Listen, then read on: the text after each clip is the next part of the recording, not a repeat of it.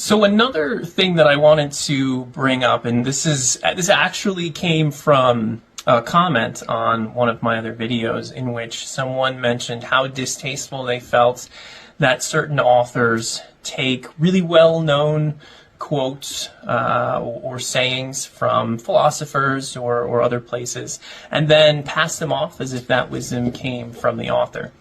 And I think this brings up a really interesting point that I'd be curious what your guys' thoughts are. So we all understand that intellectual theft is a huge problem. It's a huge problem for artists, especially those who are trying to make a living doing that. But when it comes to things that maybe are so old or coming from, let's say, ancient Greek philosophers, maybe some more obscure Greek philosophers, where the chances that we actually hear those quotes or can understand the wisdom of them can be pretty slim if you're not studying that level of literature. And so to find that information in a fantasy or sci-fi novel, and even though it is passed off as the character's wisdom and the original creator of that isn't referenced, it can still be a medium in which passing wisdom along can be helpful to thousands, maybe millions of people.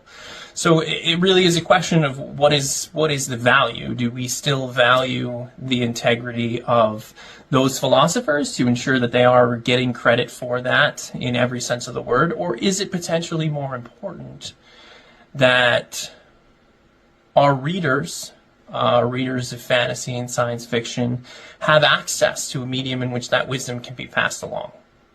A follow-on question to that is, how do you give credit to an ancient philosopher from our human history while simultaneously in a fantasy book in which Earth does not exist?